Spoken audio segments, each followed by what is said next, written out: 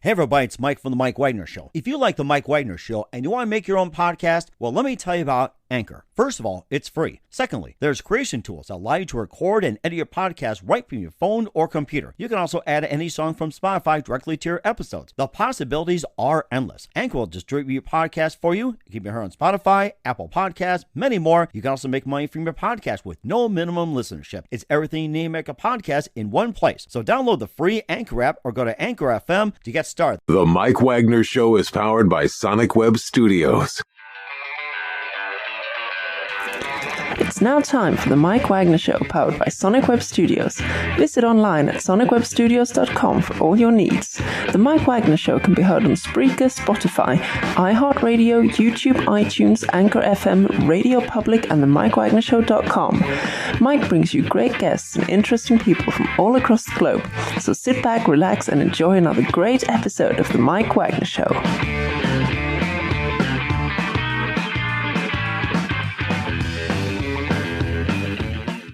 Hey everybody, it's Mike from The Mike Wagner Show, powered by Sonic Web Studios. Visit online at sonicwebstudios.com for all your needs. Looking at a professional website without breaking your budget? Sonic Web Studios is the answer. Sonic Web Studios offers fast, affordable custom web designs at below the competition rate. Call today, 1-800-303-3960. That's 1-800-303-3960. Or email to support@sonicwebstudios.com. Mention The Mike Wagner Show, get 20% off your first project. Sonic Web Studios, take your image to the next level. Also, time to give a official shout out to our official sponsor of the Mike Wagner Show, international warring author Mia Molson-Zia. If you love fast-paced mysteries, you'll love Missing by Mia Molson-Zia, available on Amazon paperback and ebook. Missing is fast-paced and intriguing with an unforgettable twist. Takes place in 4 countries, 2 strangers, 1 target, where truth is an illusion and those you love will be the first to go missing. It's available on Amazon and paperback and ebook. Missing by Mia Molson-Zia has garnered great reviews and even loved and enjoyed by Howard celebrities, including Joanna Cassidy, Forrest Riley, and many others. So grab your copy today for Goes Missing by Mia Molson-Zia. Available on Amazon. Also, The Mike Wagner Show can be heard at themikewagnershow.com and over 30 podcast platforms, including Facebook, SoundCloud, Spreaker, Spotify, and iHeartRadio. Also, Anchor FM, iTunes, Google Play, Amazon, Audible, and Apple Music. And also, take The Mike Wagner Show on any mobile device. Subscribe to The Mike Wagner Show on the YouTube channel. Follow The Mike Wagner Show on Instagram and Twitter today. And for great gift ideas, go to Amazon.com and check out The Mike Wagner Show podcast. And for more great gift ideas, go to Amazon.com/me and Molson Zia for great books and merchandise and more. Also support the Mike Wagner Show on Anchor FM as well as PayPal and the MikeWagnerShow.com. Make sure you donate generously today. He's backed by popular demand. He's had some great guests along the way. He's just a blessed man. He's a cowboy. He's a truck driver. He's a singer. He tells it like it is and very devoted to America, and we love him so much. And he's back on the program. And he's also got a very special guest who has 3 master's degrees and an MPA in project management, and she specialized in government policy, also spent 10 years in education, recently at Grand Canyon University, and also counsels nurses in healthcare. And also talks about an incident that happened back in February. And also, they're going to do a special song together called Blue Moon and some other things. Live, ladies and gentlemen, from somewhere in the Pacific Northwest, backed by popular man, the singing cowboy, and his lovely niece, Jimmy Hendry and Katie Booth. Guys, good morning, good afternoon, good evening. Thanks for joining us, and God bless you guys. Oh, God bless you as well. Thank you. You ready, Mrs. Katie?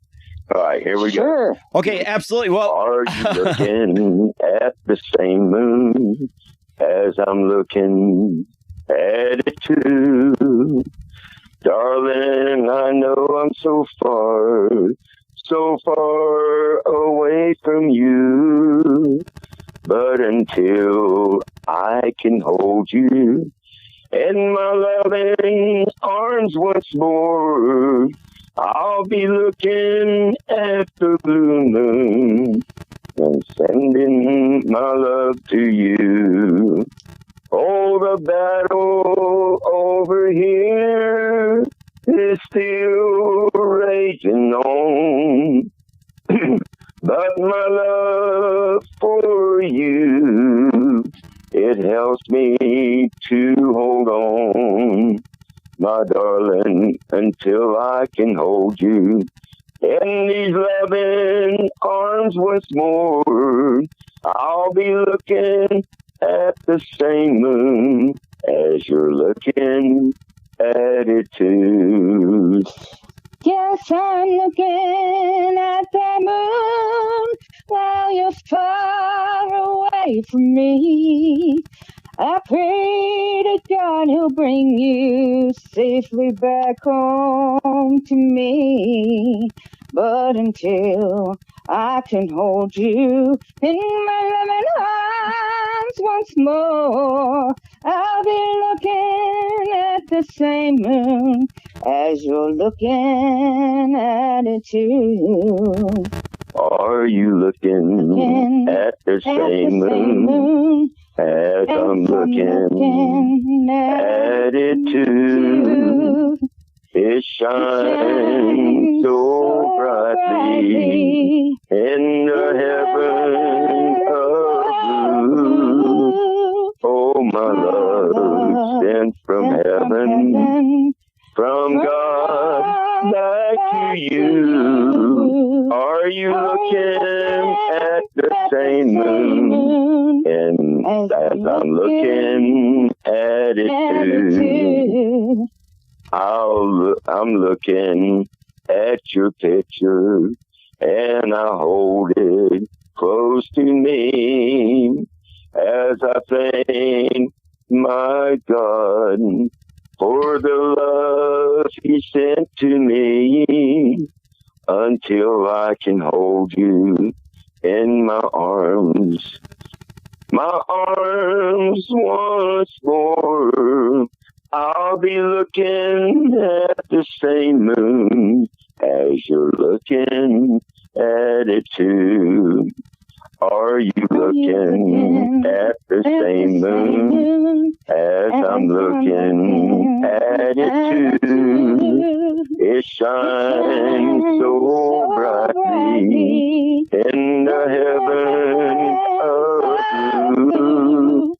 From God back to you. Yes, I'll be sending my love to you. Are you looking at the same moon as I'm looking at it too?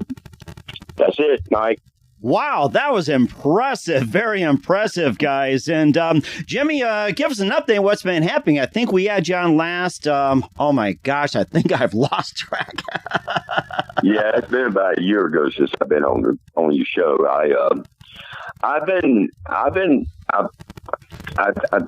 had some things happen to me. I was a test driver with Jack Roush, who I absolutely love and thank the world of, and it couldn't be a better, greater company to work for. And like getting a little bit old, things kind of happen, and I never in my life had an accident, and I probably have about 7 million miles on me driving, and I rolled over 105,000 pounds and walked out the windshield. So God has been with me more times in my life than I can ever dream. And I've had heart attacks, wounded in the arm, came back home and got burnt with 7,200 volts electricity and still live. And shocking. And so I just believe that when God's ready to take me home, he'll take me home. There's just too many things happen to me for me not to sit around saying there is no God. I know there's a God without a shadow of a doubt. And I always try to do what's right. So when Roush came to me and they told me they had to let me go, they was very sympathetic about it and very nice about it. And I told them, I said, you know what, guys, I don't blame you. I said, I've owned trucks, and I said, I ran my business. I said, I would have to let somebody go if they did that to me. And I said, I've got 2 retirements already. I don't need any more. I'm doing okay. My wife works, and we've done pretty well for ourselves. And so, I was going to try to stay retired, but man, I tell you something, retirement ain't what I thought it would be. I was about to go nuts. I repaired my house and painted it, and I did about everything there is to do to the house, and I was trying to find things to do, so I started fixing people's mailboxes and going over their house and doing things for them and projects and really having a great time doing it. But you just, retirement is not what it's made out to be for me. I don't fish, only in the Gulf of Mexico, and I'm so far away from the Gulf of Mexico, it's not funny. So I had to have something to do, so I went back to work as I think they call them hikers, and I still write songs. I still play around in the studio, and so I went back as a hiker with Penske, which is another fabulous company to work for, and I shuttle little trucks from one Penske location to the next and work with some mighty fine people. But Mike, people are going to be as fine as you're going to be. Mm-hmm. You always got, the Bible says you must first show love to receive love. It's what you do in this life that counts. It's not what other people, what they do. Don't worry about other people. Just do what you're supposed to do. And I learned that as an old man that I'm going to be judged by what I do. I'm not going to be judged by what you do or Katie, what she does, or anybody else. It's going to be what I do. God's going to judge me as an individual. Mm-hmm. And so I have to make sure that I just do what's right in His sight and love my family. And I've been very blessed with a beautiful family. And you get out of life what you put into life. Simple as that.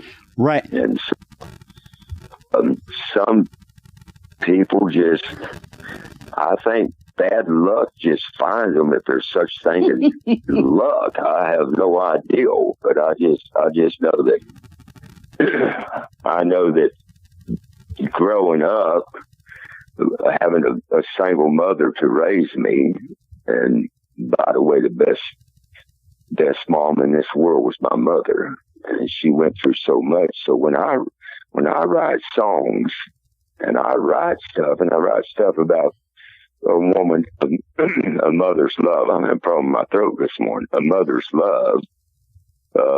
It's from experience. It's from things that I lived. And like we talked about before, I cannot write a song unless it's something that has touched me in my life. And then I write about the history of whatever touched me in my life. Mm-hmm. And so that's where I come up with all these songs.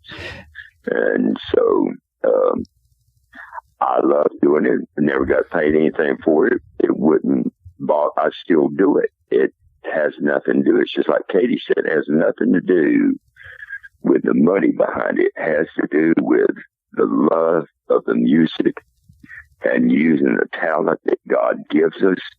And everybody has a talent. And there's one thing I forgot to tell you, Mike. People keep telling me, you need to write a book about your life. Well, I read a part of my book last night to my wife, and she said there's a lot of things you touched on that was absolutely beautiful and true. But she said, you need to add some stuff about your grandfather. Why was your grandfather important? Why was your grandmother so important? So I've got to go back in and add some notations and stuff to it to explain why they were important. And she's the intelligent one in this family. She just lets me think I am. That's the way that works.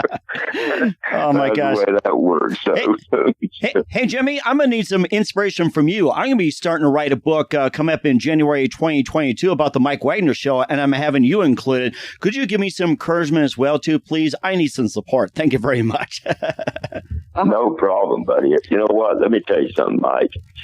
It's just like everybody I've talked to, Roy Thackerson has been one of my greatest inspirations.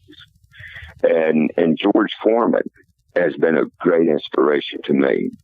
I was in the Job Corps with George Foreman. And back in the 60s, Well, let's go back. Okay, let me go back, and I want Katie to hear this, because there's a lot of things I'm going to say that Katie hadn't heard before, and there's a lot of things she has heard. But it's in my book. It talks about when I was about 12 years old to 13 years old, I ran away from home, and I had to find out more about my dad. And I'm glad I did, because I found out that he wasn't that great. And my daddy told me I wasn't his. And when he told me I wasn't his, which I know better than that, I look like him. The older I get, the more I look like him. Yeah. And so I got out on Highway 27, and as a kid, and Highway 27 was just a little 2-lane highway back then out of Palmville, and I fell to my knees, and I remembered one scripture that I heard somebody, a preacher, preaching about, and it was saying, "Call no man your father, for you have one Father, and that's your Father in heaven." So I begged to God to be my father, and I was crying my eyes out. And a truck driver picked me up and took me all the way back home, back up to Dade City, Florida. And when he did, I probably what influenced me to drive a truck later on, because it was quite a life. And so from that day on, I don't think God has ever turned his back on me. I've turned my back on God, but he's never turned his back on me. Mm-hmm. And from that day on, there has been people put in my life that has influenced me, who has pushed me in the right direction, and who became part of my life. And this life, we don't live in this life by ourselves. We live in this life with a whole lot of other people. And you have to pick and choose at that time in your life, when you're young, who you going to let influence you. Am I going to let somebody on drugs influence me, or am I going to let a Christian or somebody who really cares influence me? You have to pick the ones who care to influence you. And then you have to hold on just a sec, please. Okay. Jimmy, while you do that, too, we're going to be getting with Katie as well, too, and her amazing career. And please don't retire from music. And just want to give you 1 minute to say you're listening to The Mike Wagner Show at themikewagnershow.com, powered by Sonic Web Studios. Visit online at sonicwebstudios.com for all your needs. Looking at a professional website without breaking your budget, Sonic Web Studios is the answer. Sonic Web Studios offers fast, affordable custom web designs that blow the competition away. Call today, 1-800-303-3960. That's 1-800-303-3960. Or email to support@sonicwebstudios.com. Mention the Mike Wagner Show. Get 20% off your first project. Sonic Web Studios. Take your image to the next level. Also, time to give an official shout out to our official sponsor of the Mike Wagner Show, international warring author Mia Molson-Zia. If you love fast-paced mysteries, you'll love Missing by Mia Molson-Zia. Available on Amazon, paperback, and ebook. Missing is fast-paced and intriguing with an unforgettable twist. Takes place in 4 countries, 2 strangers, 1 target, where truth is an illusion and those you love will be the first to go missing. It's available on Amazon and paperback and ebook. Missing by Mia Molson-Zia has garnered great reviews and even loved and endorsed by Hollywood celebrities, including Joanna Cassidy, Forrest Riley, and many others. So grab your copy today for Girls Missing by Mia Molson-Zia. Available on Amazon. Also, check out The Mike Wagner Show at themikewagnershow.com on over 30 podcast platforms. Take us with you on any mobile device. Subscribe to The Mike Wagner Show on the YouTube channel. Follow us on Instagram and Twitter today. And for great gift ideas, go to Amazon.com and check out The Mike Wagner Show podcast. And for more great gift ideas, go to Amazon.com/Mia Molson-Zia for great books and merchandise and more. Also, support The Mike Wagner Show on Anchor FM, as well as PayPal.com at Mike Wagner Voiceover. Also, TheMikeWagnerShow.com. Make sure you give generously today. We greatly need your support.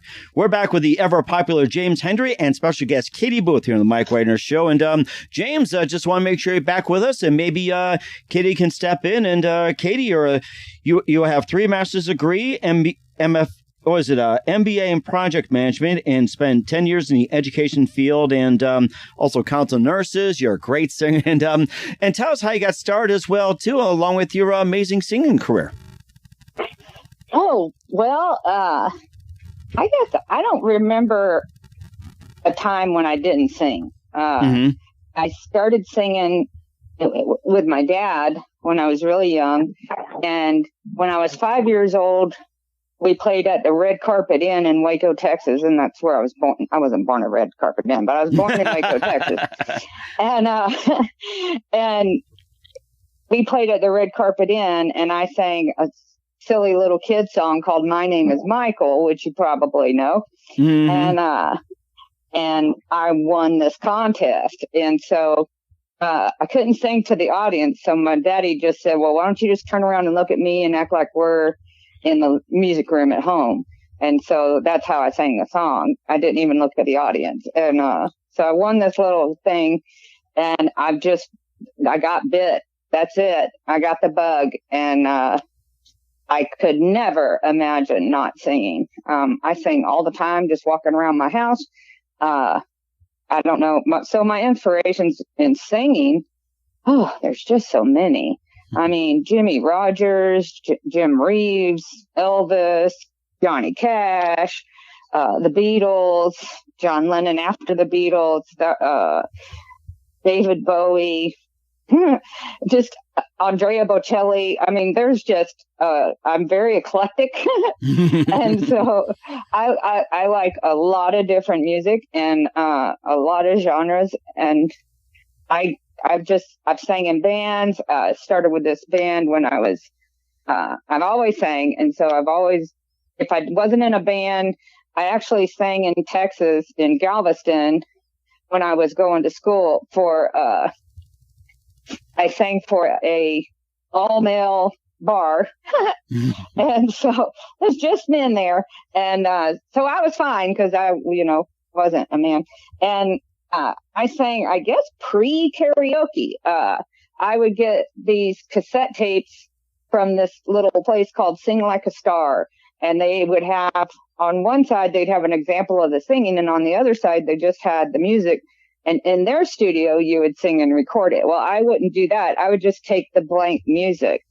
And I kept them, and I made out a list. And these gentlemen at this bar in Galveston would pick a song and give me a tip and have me sing this song. So I sang there 7 nights a week. I made really the best money I've ever made, actually.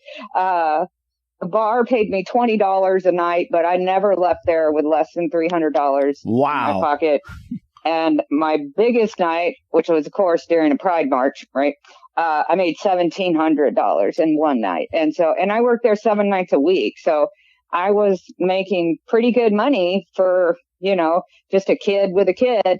And I was going to school full time, and then I was trying to be a mom full time because I was a single mom to a 3-year-old at the time. Mm-hmm. And so, it was trying, but I did it. I ended up having to drop out of school at that point because my son got pneumonia during midterms, and me, being selfish, stayed with him instead of leaving him to go to school.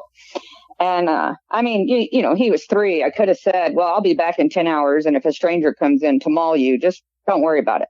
But I didn't do that. I stuck with him. And so I left school until he became more self-sufficient. And then when he was 11, he said, "Are you ever going to finish your bachelor's degree?" And I said, "Well, if I went back to school now, I wouldn't get my bachelor's degree until I was 32. Mm-hmm. And he said, "Well, aren't you going to turn 32 either way?" And I was like, "Boy, I don't need that level of truth coming out of you." So I didn't have a choice. I went back to school and I finished my bachelor's degree, and I was working full time. And but he was more self-sufficient, and I was very lucky with him. He would keep the house clean and do all the laundry and cook. And so all I had to do was work and do my schoolwork and drive. I would drive to the store and push the cart around, and he had menus written out. And so he would do all the shopping, and I would just pay for it.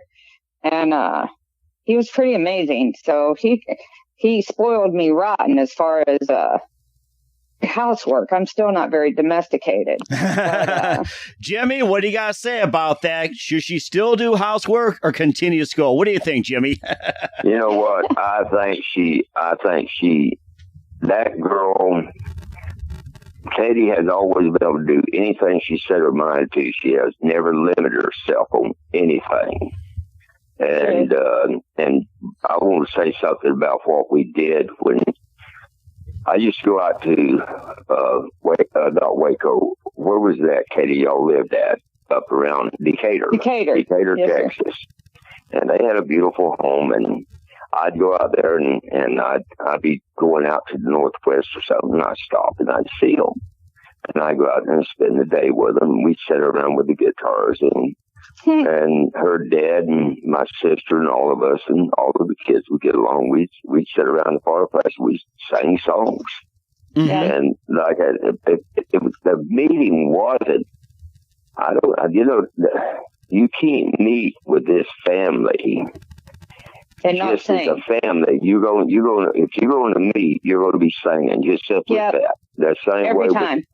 Every time. It never changed. And when my mother's family, by her brother played on the Grand Ole Opry, and that was Stuart White. He played on the Grand Ole Opry, and then also Bowman White played on the Grand Ole Opry, and so they all was into music. Everybody, my whole family's into music, especially on my mother's side.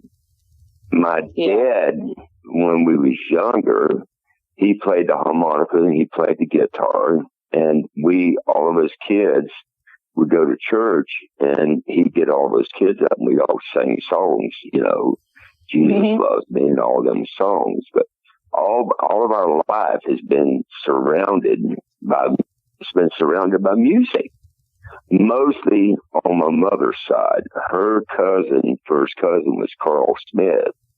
And so it's just something that you're born into, and when you're poor, that's what makes things happen, because you all get together and sing. And love is thick. Katie, did you ever? My mother wrote a song, and that's what got me writing.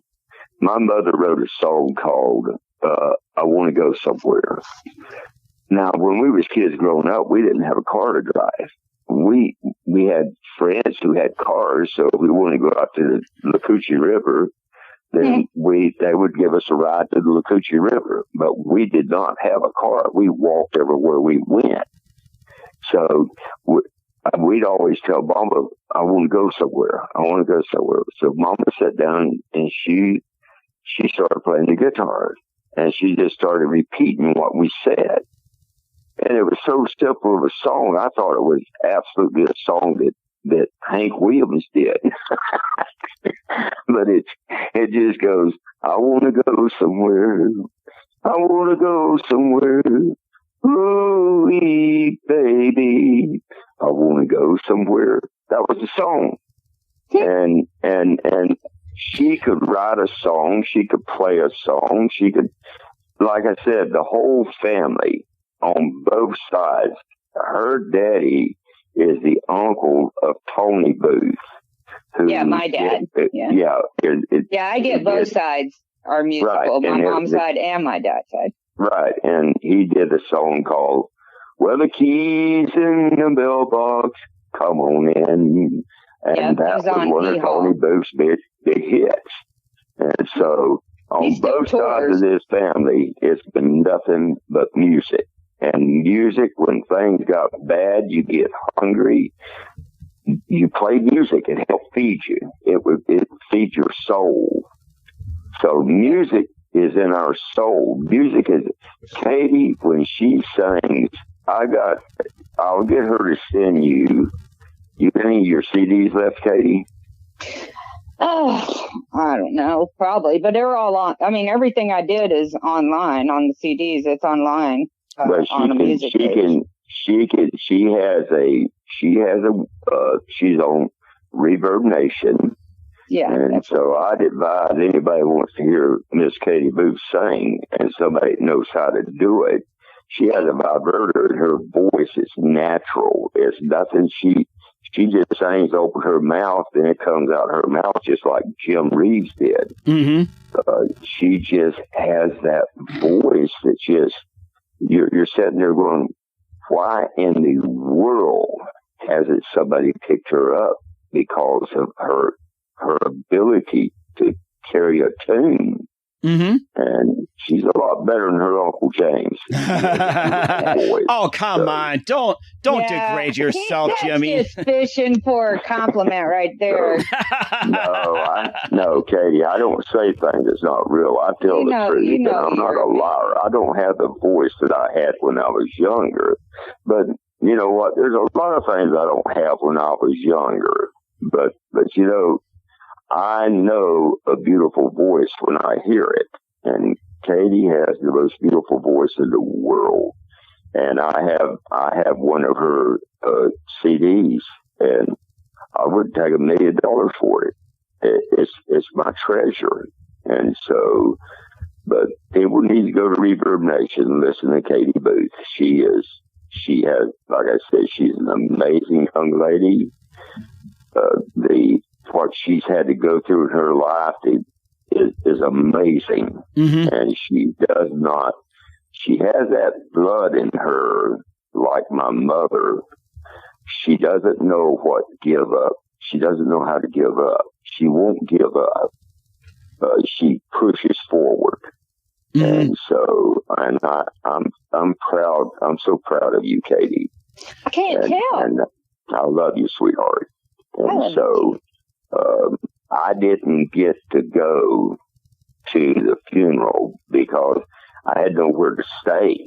And my sister, with this here COVID-19 going on, I didn't want to stay in the motel because I don't know how well they cleaned it, and I don't know who cleaned it. So, having a bad heart and my health not as great as it used to be, I just don't take any chances. Mm-hmm. But I'm not afraid of dying.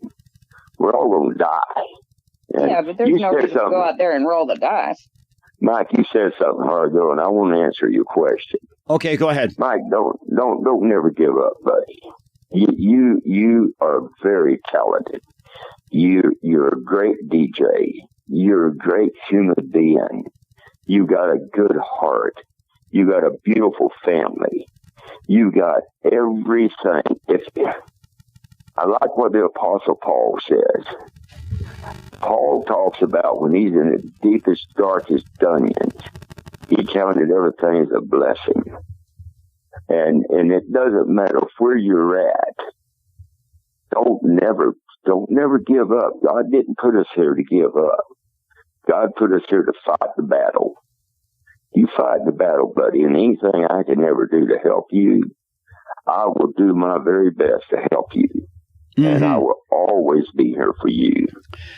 You're here for a lot of people. A lot of people have been on your show, and you do a fantastic job.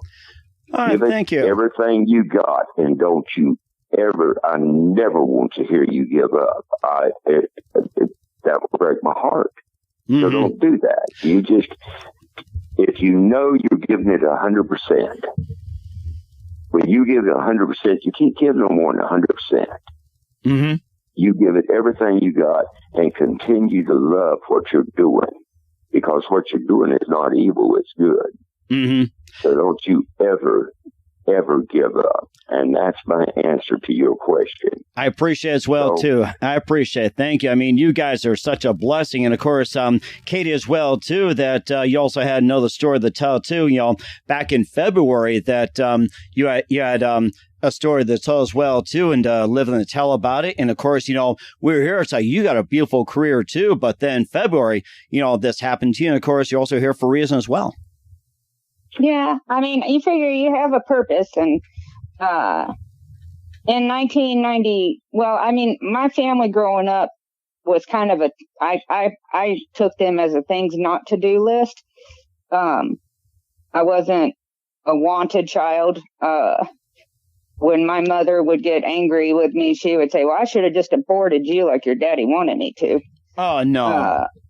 And so you just learn that you're not wanted. I mean, I told my dad at one point that he made me jealous of dumpster babies because at least they know they're not wanted. And I moved out when I was 12. My mom was doing drugs and my dad didn't want me. So, I tried to go back with my brothers when he came and took my brothers, and he pushed me down and said, "You're not, not you."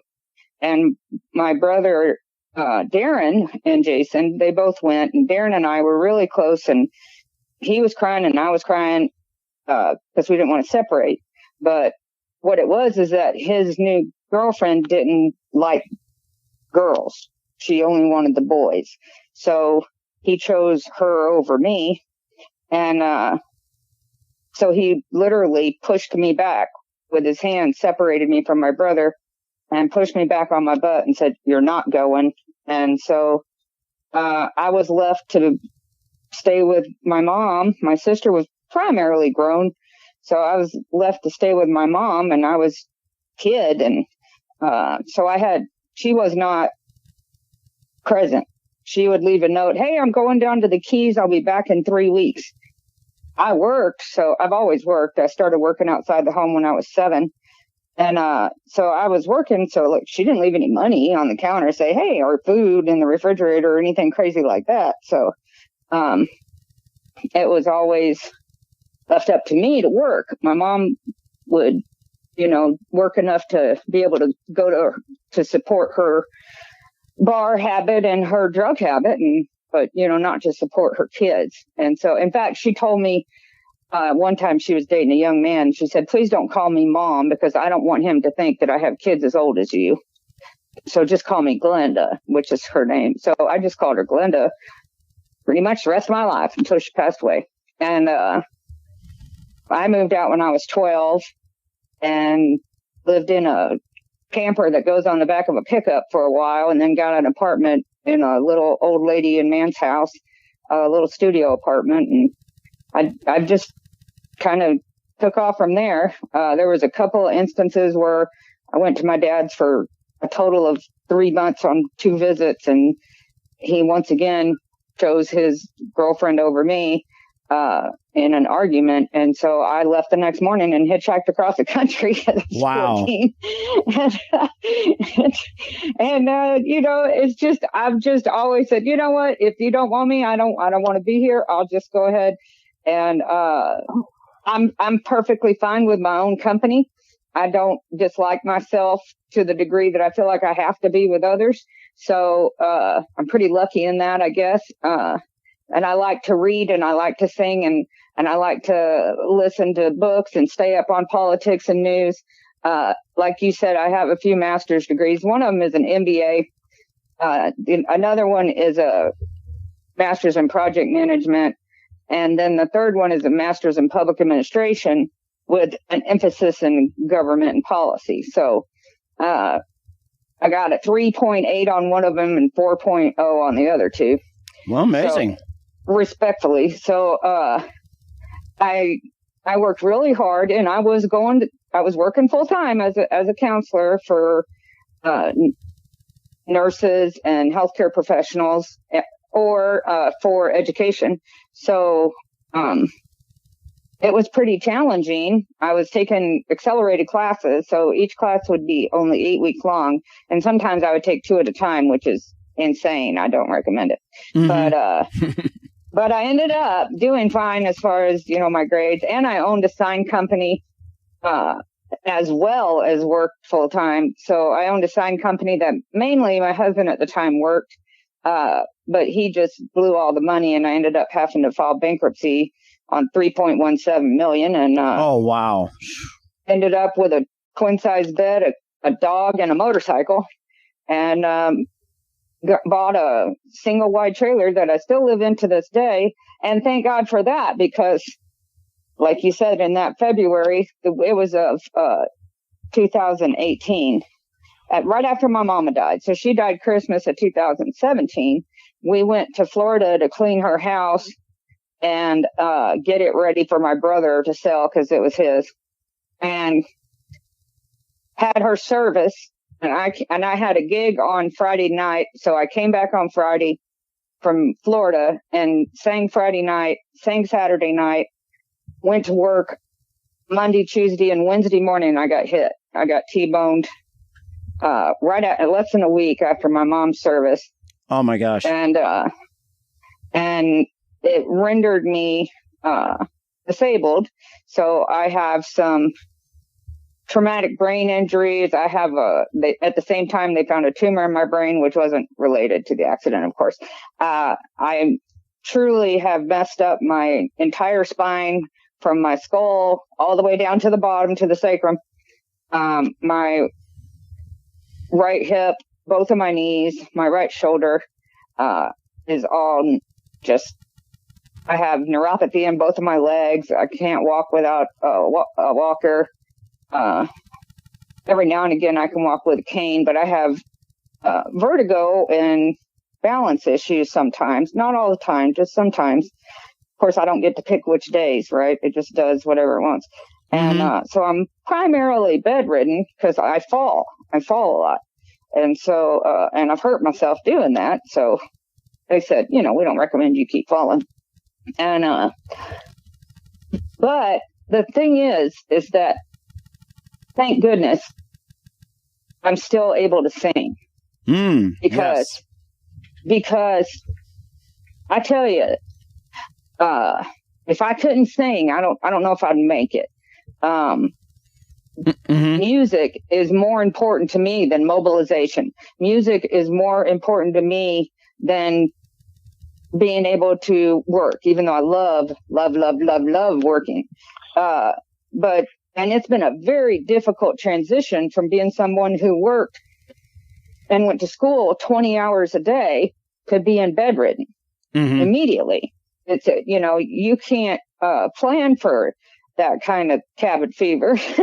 Right, and yes. when they closed down the world for COVID, I was like, okay, that's what I do already, so it wasn't too difficult.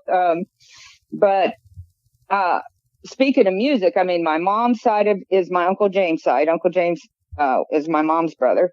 And so their whole side of the family is musical. My dad's side of the family, I've got my cousin Tony Booth, who, like Uncle James said, he did Keys Are in the Mailbox on Hee Haw. It was a big hit. He still tours to this day. My cousin Larry Booth is a bass player. And don't quote me on this, but I think he played for Mel Killis. He'll probably correct me if I'm wrong, Uncle or Cousin Larry. Just send me a DM on Facebook. But and so he's a famous bass player for years and years. My cousin Tony played at the Palomino forever. Wow. He was the house band, so he played all the time. So he was practically. I don't know if he was like quoted as the house band, but he was there constantly. So I think that's really cool. I have pictures of like his name on the marquee and stuff, so it's kind of neat. Yeah, so that's just what I come from. My dad, he won first place in the music video category for a song he wrote called Peace and Rain. He has it on YouTube, and nice. It's just, and it was the Gulf Coast Film Festival awards dinner he won. And so it's just always been, I mean, I write lyrics. I'm not musical. I own a bunch of guitars and basses. I own a keyboard, a saxophone, a trumpet, harmonica, whatever. I can't play any of them, but they sure do look pretty. But what I've been given as my talent, I guess, is singing. So I'm okay, let me ask you a question. Yes, sir. Let me ask you a question. Uh-oh. I'd like to know, what is your motivation with everything going on? What is your motivation to continue to fight the battle?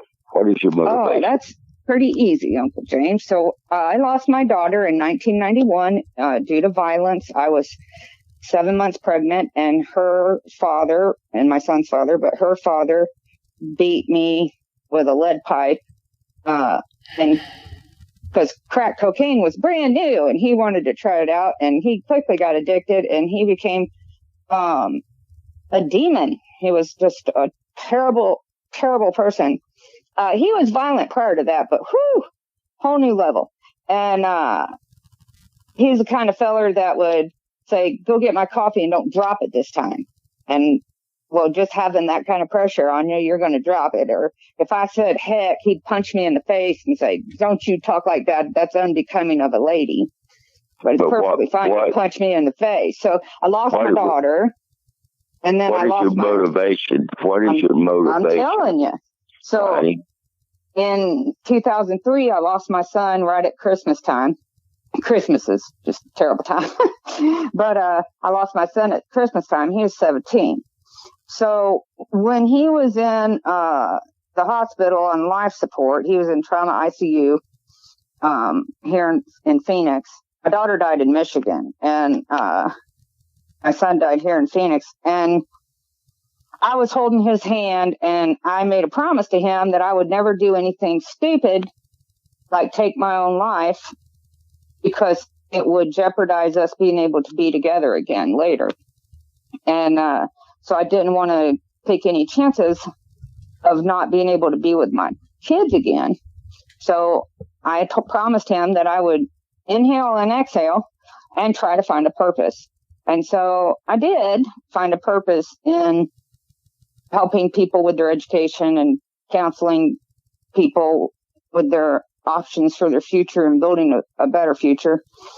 But my true motivation is that my best title ever was mom.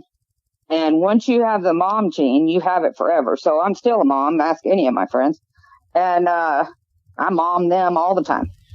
And so my best title was mom, and my motivation is to make them proud of me, because I think they're watching me.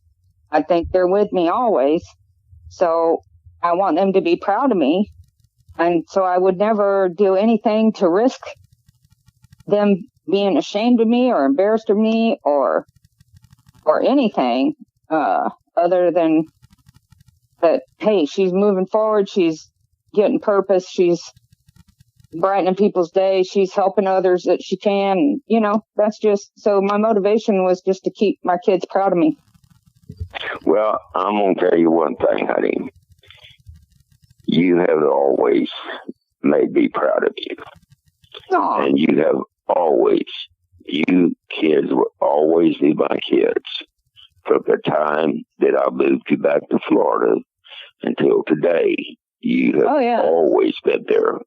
Just so, today, like we're done after today, or can I still be your kid later? Yeah, you'll always be mine.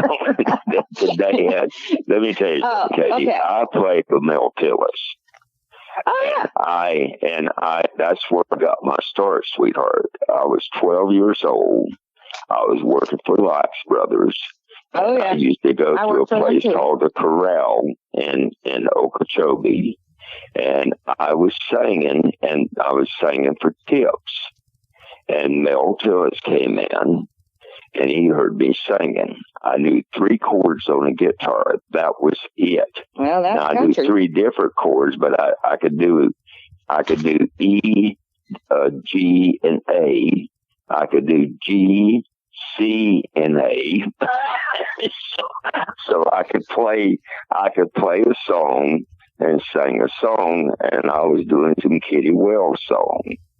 And he came in, and he came up, and he told, I usually make probably $1.75 a night. Now, I could go in, you could play in a bar, but you could not get off of the stage. You was an entertainer. And so he came in and told me, he said, son, you're good.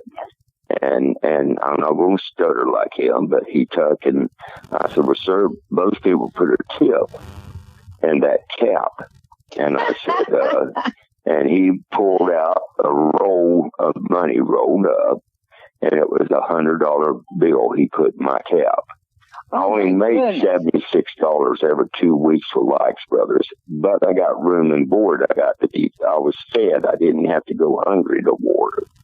And I began to wonder, how in the world am I going to sing this many songs, because I didn't know that many songs. And he came up to me and he told me, he said, he said, we made our mind up. We want you to go with us on tour. And he said, I said, sure you do. And he asked, he said, do you know these songs you're doing? Are they woman songs? I said, yes, sir. He's Kitty Wells. And he said, that doesn't bother you. I said, no, sir. It's a song. It's just a song. And so then he came back and said, we want you to go with you. And he called Bob and told Mama that he wanted me to go on tour. And he knew Mama. Well, he's from Pahokee, Florida. And I was right there around Okeechobee and all that area. That's all Pahokee's real close. So he took me off the stage. He showed me the bus. It said Mill Tillis and the Statesiders. And back then, they didn't have the buses like they have today. People sung back then because they loved it. And he was very talented. And he was my encouragement to continue to go on and to do what I did with my music. And he will always be an encouragement. And so we've had tough lives, but one of the biggest motivations that motivated me was the man that I got on my knees and prayed to, and that was God. God has never forsaken me. He said he would never forsaken you. He would always be there for you. Sometimes you wonder, but I have never even wondered because I know my mistakes and I know I have to answer to God for all of my mistakes. So I pray to God if I've ever hurt anybody that I have been to that person and asked for forgiveness. And I have asked God to forgive me. I can hurt people, but I might hurt your feelings. I might do something that was wrong, but the end result is this. I have to answer to God for everything I've done. That's the important part. Right. Katie, Mike, you still with us? Yes, we are, and okay. I've been listening to you the whole time as well too. So I've been listening the whole time, and we'll talk about what else is coming up, especially Blue Moon. I'm glad you mentioned it. You listen to the Mike Wagner Show at the MikeWagnerShow.com, powered by Sonic Web Studios. Visit online at SonicWebStudios.com for all your needs. Also brought to you by our official sponsor, the Mike Wagner Show, international warring author Mia Molson-Zia Missing, available on Amazon and paperback and ebook. We'll be back with the amazing duo of Jimi Hendry and Katie Booth after this timeout. 3, 2, 1. We're back with the amazing singing cowboy Jimi Hendry and his special guest, his niece Katie Booth, here on the Mike Wagner Show. And you guys just have a really good intimate conversation. I was listening as well too, and I don't want to interrupt your intimate conversation. We wanted everybody to hear how special your bond is. You guys wrote Blue Moon as well too. What inspired you guys to write Blue Moon? Tell us about it. Do that again, Mike. Okay. I didn't get the last part. Okay, you guys wrote and sang Blue Moon, and tell us more about it and what inspired you to write it. Well, what happened is I wrote this song. Oh, my Lord. I wrote this song about probably 10, 12 years ago. And I've always tried to find, I always wanted to do a song where I could have a woman to do a part and for me to do a part. I wanted a 2-part song. And I played with the Caravan and the Wilsons. They played the Grand Ole Opry, and they could yodel. They could do a double, triple yodel. They were fantastic. And what blew my mind is all my life I always thought that country music, hillbilly music, all came from Virginia, North Carolina, Georgia, Tennessee, all in the South. But these guys are upstate New York people. But they were fabulous. They were so talented. They had so much talent. And Mrs. Wilson, I loved her with all my heart. And so we toured a little bit and did some shows together and stuff like that. And she was was a great influence on me also. The whole bunch was. And like I said, they was very talented. And then I've often thought about, I would hear Conway, Twitty, and Loretta Lynn, and I love Loretta Lynn. I've been to Hurricane Mills and met her twin daughters and met her, and she's a sweetheart. I mean, you couldn't meet anybody more down to earth. These people didn't forget where they came from. They made it big in the music, but they still didn't forget where they came from. They were poor. Dolly Parton was the same way. She was very poor, and they never forgot their legacy. And there's some people that I have met that I think they forgot where they came from. Kenny Lee is like my son. I love Kenny with all my heart. His daddy and I, Vietnam vets, and his daddy died from complication Agent Orange. And I've always talked to and met, and Kenny's been a great influence with me because he's a whole lot better songwriter than I am, and he's able to do things to a song. I'll write a song, and he'll say, "Well, how does this sound?" He'll take and he'll move some words around, and I said, "I think I like that better, Kenny." I said, "That's really good." Well, he does the same thing. He'll write a song, and he said, "How do you like this one? How does this sound?" So we compliment each other. But I did that song, Blue Moon, and when I did it, I got with Katie, and I happened to be in Phoenix, so she came down to where I was at, and we sat there and played around with it. In the car. She said, "Why don't you call it Moonbeam. Blue Moon in Heaven?" And I just, the minute it was, "Are you looking at the same moon as I'm looking at it too?" Which was a long title.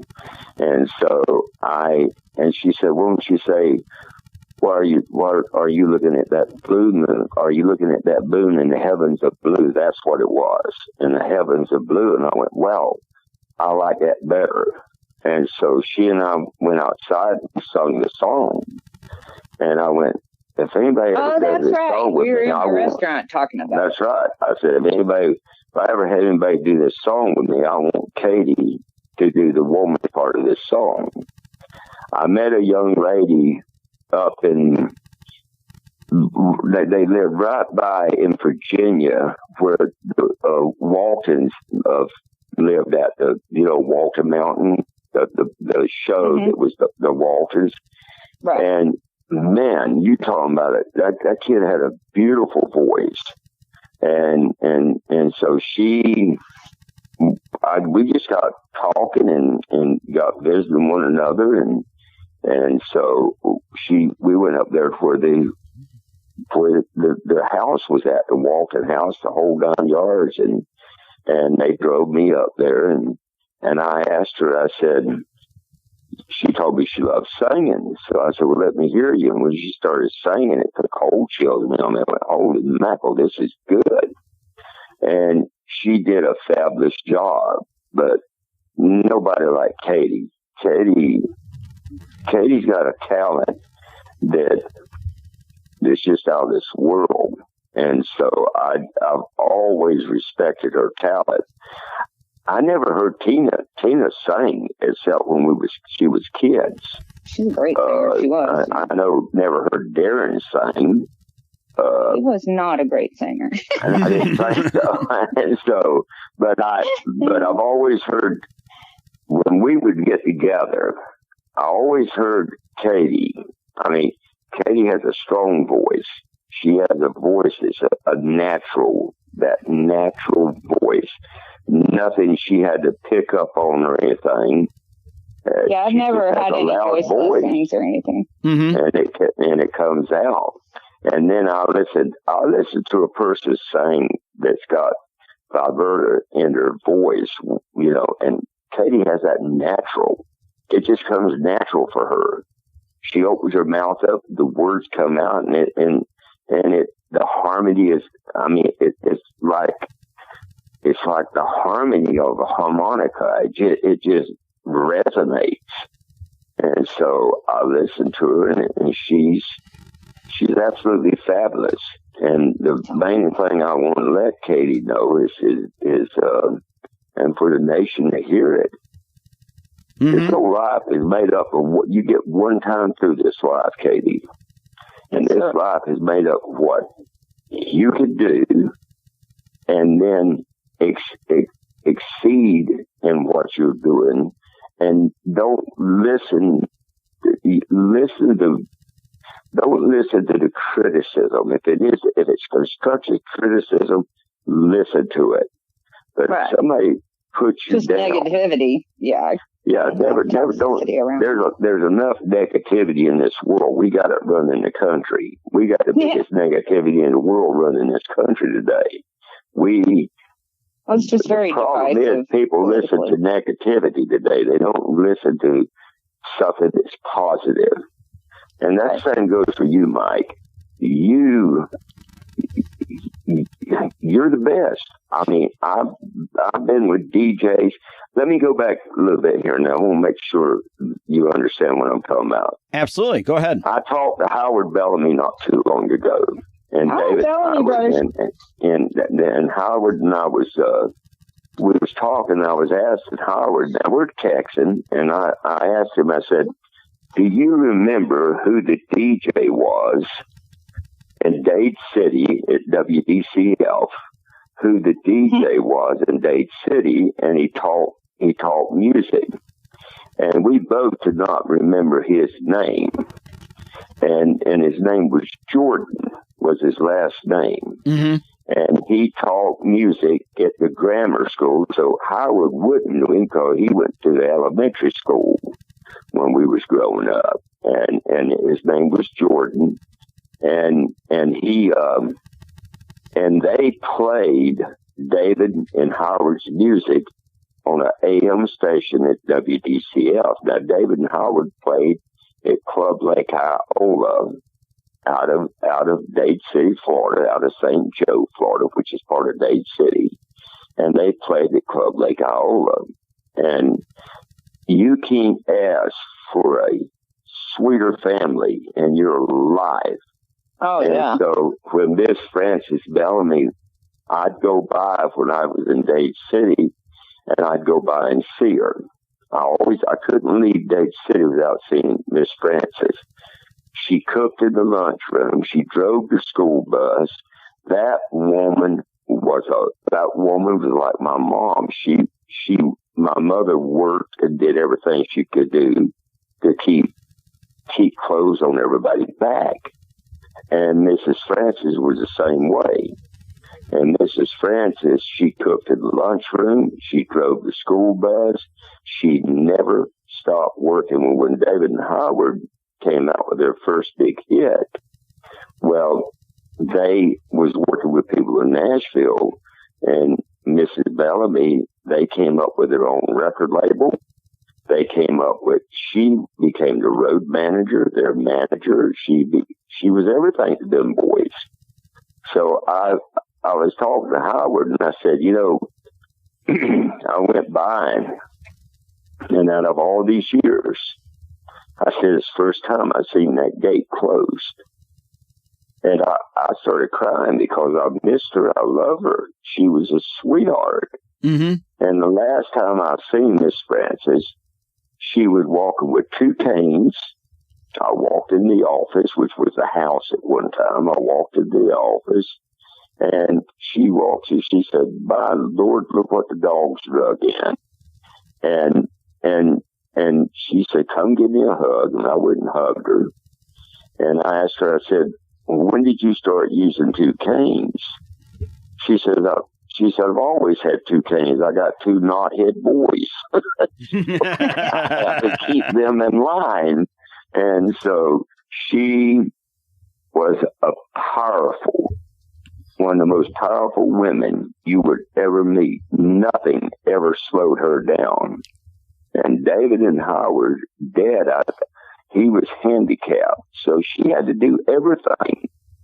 And I think he was a veteran. I'll have to get, I don't want to say this if it ain't true, but he was a veteran, but you couldn't, them boys could not ask for a better mom than their mother. And when she passed, they didn't announce it. They didn't want a lot of people there or anything. So she passed, and she's in our hearts. Everybody that knew her, but she talking about handicaps. That woman, she didn't let nothing slow her down. Nothing. And you'd go up to the bus, and she would protect those boys with her life. And you'd go up the bus and say, "Is this David Howard Bellamy's bus?" And she'll say, "Yeah, but they're not on the bus." But they would probably be on the bus, because the next thing you know, they're gone. You know. But she always was there for those kids and her daughters. She's got more than just David and Howard. There's more kids than that. But I don't know of anybody, not one person, did not absolutely love and respect her. And one thing in this life, I've said it before on your show, and I'll say it again. Only one thing in this life is not given to you. You have to earn it, and that is called respect. True. You get respect when trust comes with respect. If there's no trust, you can't have respect. So they both work together. And in the military taught me how to have respect. And it wasn't my dad. It wasn't my mom. It was who I was made up to be. I've always had respect, from the poorest person to the richest people. I rubbed elbows with the Likes brothers, Charlie Likes, not Junior, Charlie Likes Senior. There was the richest family in the world at one time. And Mr. Charlie, I loved him with all my heart. And I learned to have respect for that man. He gave me a job when I was a kid, and nobody else would give you a job because you weren't old enough, but you could always be a cowboy. And so he gave me a job, and when he passed, I called Mrs. Charlie, and she was crying, and I said, "I can't be there. I wish I could be there." And she told me, she said, "Papa talked a lot about you, and he loved you." And I said, "I loved him with all my heart." And we both started crying. And I said, "I'm so far away, and I can't be there." Well, what blew me away is that every person that he helped and gave jobs to, she started crying, and she said, "You're the only one that's called me." And it tore my heart out. And I said, she said, "If you ever need anything, just give me a call." And I said, "Miss Charlie, he gave me everything I ever needed. He gave me my work ethics. He taught me that if you work, you get paid." And I said, "I can't ask for more than that." So you have to go through life. God has to use our ability that he gave us and use our talent. And everybody has a talent. Everybody. Our talent is not for ourselves, it's for us to use, but it's not for us for ourselves, it's to help other people with. And if we're not doing that, then we're a failure to God himself, and I will not be a failure to my Heavenly Father. Mm-hmm. It won't happen. And so, Mike, you are a wonderful person. You're fantastic at your job as a DJ. Just keep it doing what you're doing and give it 100%. And when you've done that, if you still don't hold what you're doing, you can't say I didn't give it all I had. Mm-hmm. And that's very true. Yes, I greatly appreciate it. And, just a couple of things as well, too. Jimmy and Katie, you guys are very amazing. And also, what do you guys got coming up in 2022 and beyond in terms of music and everything else? I'm hoping, and if you don't mind, Katie, I'm hoping to have plans. I'm either going to, Katie can't get around like she used to. So I'm hoping either come down there and I'll take my grandson and we'll do some recordings and I'll work with her a week or two and then I'll have to come back up here. I don't work full time. I work casual. So working as a casual, I can take time off as long as I let them know when I'm doing it. And I'm planning on this year trying to get back up to Yellowstone. I'm trying to fill my bucket list. I've been all over this country. I've been all over the world. I've been all over this country. And I've never got to see Yellowstone. I never got to see the Grand Canyon. I've seen signs for them, but I have seen the Southwest, and the wife and I, we go on these, I call it my bucket list to be filled up. And we go on vacation once a year and we spend a week to 2 weeks out and we drive down because it's the West Coast. And so I'm going to try this year also to get back to you. We want to go to Deadwood. I went through Deadwood about 6 years ago.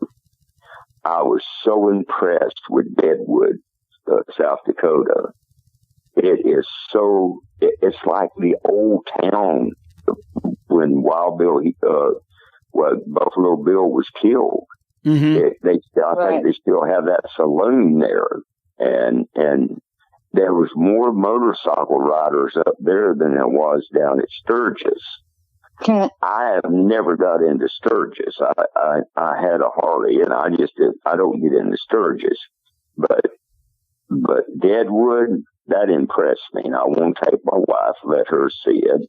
And then we want to go to Mount Rushmore. And then from Mount Rushmore, I want to go on up to Glacier National Park. When I get done with that, then I have pretty well covered every site there is on the West Coast. And then after that, if God's willing, I want to take her back across through north where you're at, up in that part of the country. And then I want to take her into Missouri and go by Jesse James's place. And then, just fill my bucket list, man. And then when I die and close my eyes and say, well, I've seen the glory of America. And I've seen things that's important. But you know what, Mike, I think the greatest important thing I've seen in America, the biggest thing I miss, being on the road. I miss all my friends out there. Mm-hmm. I miss the guys, the people at the truck stops that I've known for all my life. You don't know what you miss until it's no longer there. Right. And I think people that I have met in my life are a whole lot more important than the Grand Canyon and all these places. That's my conclusion I'm coming up with, is because I met another one of God's creatures, God's people. And there's a lot of them out there. And there's a lot of people out there that they make that choice in their life. They make the choice not to be accessible, not to do anything with their life. I don't care to meet them people. Mm-hmm, yeah. But I hope I do something to influence those people to change their minds. So, and Katie, I'm going to say it where today she can hear us. Your Uncle James is here for you, honey. And, I know that. I love you, sweetheart. Yeah, that's one thing I know for sure. And Jimmy, make sure you come up to Bismarck as well, too, as part of your bucket list. You got to do it one more time. You got to do that. So, you know what? That's what I just said. I said, I'm just double checking. Diane, I want to go that direction. I want to go ahead and etch that in stone. I want to show Diane, his wife, that big river runs right through Bismarck. get on your pontoon and do that, and I'll meet you there. So we'll do that. Oh my gosh, yeah, that's right. Hey, pontoons, I love that. I think we'll do a show from the pontoon, and Katie can join us. Hey, Katie, and by the way, have time left. Katie, do you have a song pick out you acapella for him that you like to do? I asked you to do this on the show. He did. He asked me to pick out a song to sing to you acapella. And I found one, and just like Uncle James singing women's songs, I'm pretty used to singing men's songs. Go ahead. Well, this is a song by Jake Smith, who's better known as the White Buffalo, and he's probably my fourth hero behind John Lennon, David Bowie, Scott Weiland, and then Jake Smith here at White Buffalo. He's amazing. And recently, I got turned on to the Avett brothers out of North Carolina and blown away by those two. But so this is a song by Jake Smith of he's the White Buffalo, called Story. So let's see if I can do this. I'll tell you a story of how the past it lies. It dies all of your regrets and all of your glory. Oh, how the time it flies by, he said. Well, I leave it to memories of old fed with the new. Good times and bad, we've had a few. Help me to understand, what can I do? I said, I'll tell you a story of how the past, it lies, it dies, all of your regrets and all of your glory. Oh, how the time it flies by, she said. Well, now we're through. We once stuck together, but we lost the glue. We became one, but now add up to two. It never was up to me or to you, and he don't need me no more. And time will forget him, I'm sure. Oh, I'll shut it down, there they go. Thoughts of him fleeting, and I wish that I could keep them repeating. I'll tell you a story of how the past it lies. It dies, all of your regrets and all of your glory. Oh, how the time it flies by. Wow, that is amazing, guys. You guys are totally terrific. And where can we find your music at, guys?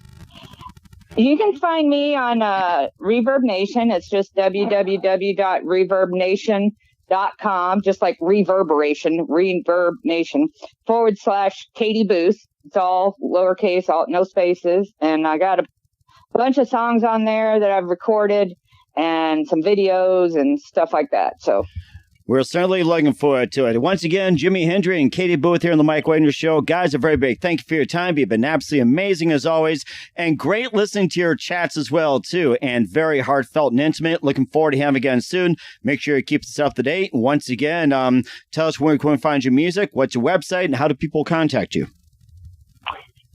Mine is the same as Katie's. You can find me on Reverb Nation, James Hendry, Wilsonville, Oregon. And I don't have all that slashes and stuff on mine. I'm not that fancy. Yes, you do. You just don't know it. It's I didn't know it was there. It's www.reverbnation.com/James Hendry. Oh, I didn't know that. I didn't know I had all those flashes in mine. You don't have to look yourself up. No wonder the car won't go. But anyways, so you can find me there, and then you can find me on Facebook. I put poetry on Facebook where I write stuff and do things like that. And I hope to be able to get this. My wife helps me a lot on my writing and stuff because she influences me by saying, you shouldn't have too much of yourself there and tell the reason why your grandpapa and all these people are important. So I got to go back and do some of that. And so that helps me a lot by doing that. But when you start writing about yourself, it gets tough because it brings back some old sores and stuff like that. And I know that the Bible says a man puts his hands up on the plow and looks back is not worthy of the kingdom of heaven. Mm-hmm. Well, I'm looking back to write a little story of my life, like people ask me to do. They say you need to write a story about your life and what got you to where you're at. Mm-hmm. And so I'm gonna write a book, and I'm gonna put a big word right in it, and it's gonna be luck. That's what everywhere about. It had to be good luck. But anyway, you can find me on there and then on Facebook, and I'm getting where I'm not caring much for Facebook anymore because there's too many people trying to say who they are, and then they take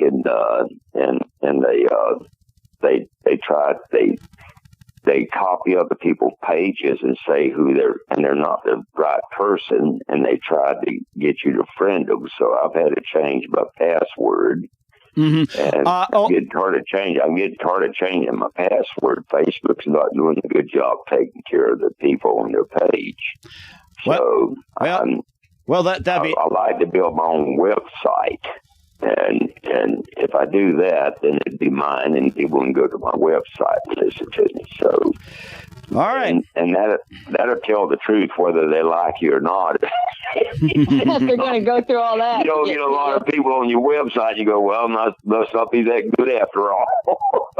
Well, I'm on Instagram and I'm on Facebook. I have a music page on Facebook, musician band page. It's just Katie Booth.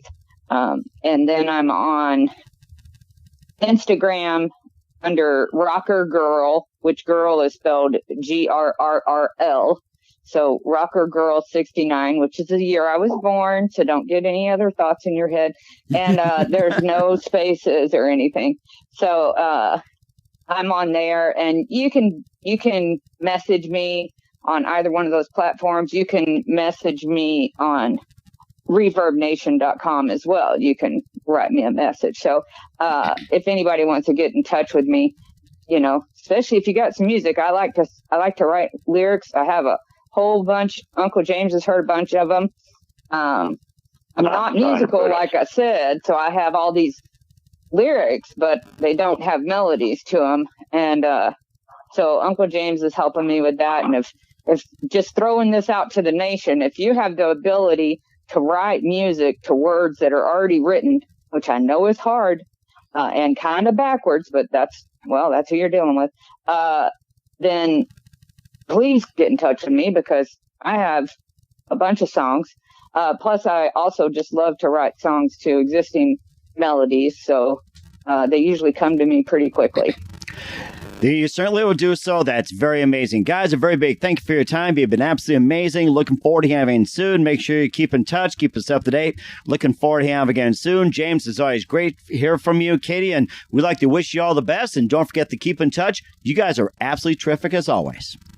Thank you for having me. Thank you so much. Yeah, I appreciate you. You take care. The Mike Wagner Show is powered by Sonic Web Studios. If you're looking to start or upgrade your online presence, visit www.sonicwebstudios.com for all of your online needs. Call 1-800-303-3960 or visit us online at www.sonicwebstudios.com to get started today. Mention the Mike Wagner Show and get 20% off your project. Sonic Web Studios. Take your image to the next level.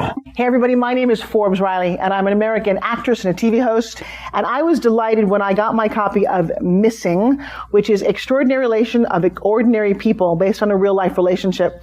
It's well written. It's amazing. You know, it talks about a man who has lost his wife and his daughter, and it's very well done. I'm going to highly recommend that you go get your copy of Missing. It is a powerful, exciting read. Mr. Mian Moshe Zia. He is the author of Missing. And I want to give a big shout out and a kiss all the way halfway around the world to my dear friend. Check him out at Mia's website. It's called www.miamoshenzea.com. Missing, available on Amazon. Again, I'm Forbes Riley, and I will see you again soon. Bye-bye. Thanks for listening to The Mike Wagner Show, powered by Sonic Web Studios. Visit online at sonicwebstudios.com for all your needs. The Mike Wagner Show can be heard on Spreaker, Spotify, iHeartRadio, iTunes, YouTube, Anchor FM, Radio Public, and themikewagnershow.com. Please support our program with your donations at themikewagnershow.com. Join us again next time for another great episode of The Mike Wagner Show.